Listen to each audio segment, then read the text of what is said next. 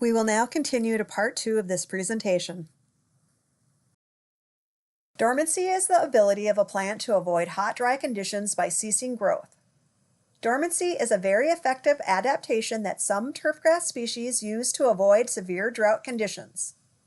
During drought periods, turfgrass shoot growth ceases and leaves, shoots, and roots die back. Buds in the crowns, stolons, and rhizomes normally survive and initiate new growth when favorable temperature and moisture conditions return. Kentucky bluegrasses, particularly the older common types, are very efficient at going dormant and, after sufficient rainfall or irrigation, break dormancy within 3 to 5 days. Fine fescues do not generally exhibit these same dormancy characteristics. This is a drawback of these grasses in a low-input situation like a roadside, and one reason why proper irrigation during establishment is important. Here is a typical summer dormancy condition of a predominantly Kentucky bluegrass turf shown in the July 26 image. The weedy plants are still somewhat green, but their growth rates have been slowed significantly due to the prevailing hot, dry conditions. This was the result of several weeks of hot, dry conditions occurring from late spring right through the middle of the summer. Just 1 month later, the August 28th image shows the recovery and growth of the same turfgrass area following a period of sufficient rainfall. There were no other water inputs to this area other than that from natural rainfall. In this instance, little to no dieback occurred. Turfgrass recovery was directly related to the increased moisture from rainfall and the slightly cooler temperatures during that period. This is a good illustration of a typical summer dormancy condition and recovery from that condition. Precipitation or irrigation water applied to turfgrass has several potential environmental fates. This graphic depicts the various fates, and several factors will influence these fates, such as the soil texture, level of compaction, or the rate at which water is applied. Please take a moment to review this figure. The two intermediate fates are infiltration or runoff. Environmentally, runoff is often considered a bad thing, and the focus should be on improving soils or applying water at a rate such that good infiltration will occur. Water infiltration into the soil is necessary for turfgrass root uptake and transpiration in plants. The infiltration rate of soils, and therefore the fate of water, will be influenced by several characteristics. Regarding soil texture, sandy soils will have greater infiltration rates than finer textured soils. Soil structure is also important due to the amount of macropores created in a soil with good structure. The space and size of pores in the soil will be important, as will the soil moisture status. Soils with a low moisture content will witness an accelerated infiltration rate. Compaction and topography are also important criteria to consider. A more compacted soil, or a site with steeper slope, will have lower infiltration rates. Regarding irrigation, the rate at which water is applied should not exceed the soil's ability to infiltrate this water. Otherwise, runoff will occur. As discussed on the previous slide, the infiltration rate of a soil will be influenced by many factors, such as texture and structure. Improving the infiltration rates of soils is possible through cultivation or tillage, soil amendments, top dressing with compost or other organic matter, renovation, and possibly wetting agent applications. These drawings explain why considering soil infiltration rates is important when irrigating. In the top example, irrigation applied at a rate below what the soil can take in will generally result in uniform wetting of the root zone, even in a sloped setting. When irrigation rates exceed the rate at which soil can infiltrate water, significant runoff can occur. As previously discussed, soil texture has a large influence on infiltration rates. This table outlines infiltration rates of the various soil textures, from coarse sands infiltrating 1 inch of moisture per hour and greater, to clays infiltrating no more than 10/100ths of an inch per hour. Please take a moment to review this table. Loam-based soils provide a nice balance of good infiltration with adequate moisture holding abilities. Irrigation intensity and frequency should be adjusted based on soil type.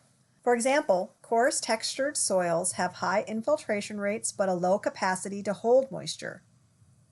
Therefore, small frequent applications are often required. Fine textured soils will have low infiltration rates and medium to low holding capacity, and are therefore more difficult to irrigate properly.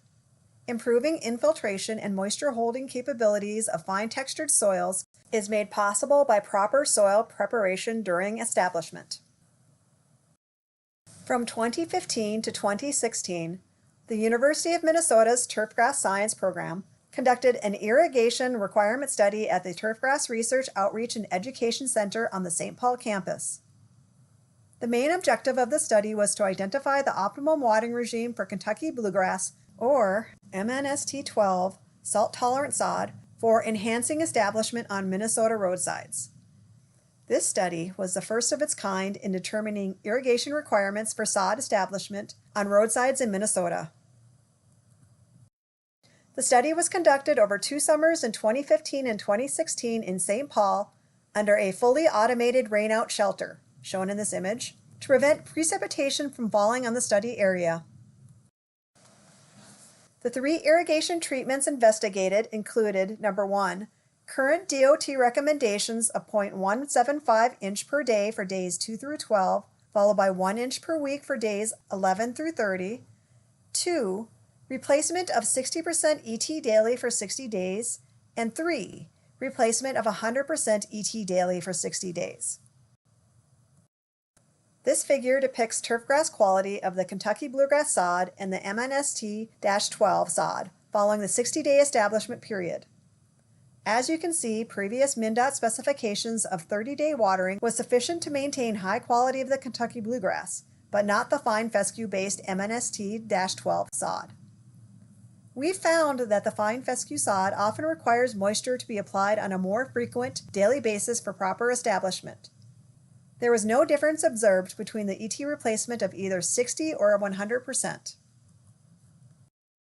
From a water efficiency standpoint, MnDOT specifications applied a similar depth of moisture in 30 days when compared to the 100% ET treatment applied over 60 days. The 60% ET-based treatment was more effective at conserving water than the other 2 treatments, and turfgrass establishment results from this treatment were comparable to the 100% ET treatment, and much better than the MnDOT specified 30-day watering treatment.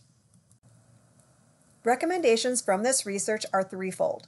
First, irrigating based on ET requirements is more efficient than a one-size-fits-all approach.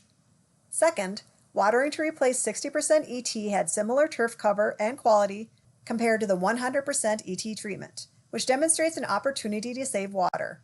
Finally, MNST-12 salt-tolerant sod mixtures require the same or less water, just applied more frequently over a longer period of time for successful establishment compared to traditional Kentucky bluegrass. In a roadside setting, due to limited water access, there are 2 options for managing moisture with irrigation: water trucks or drip irrigation systems.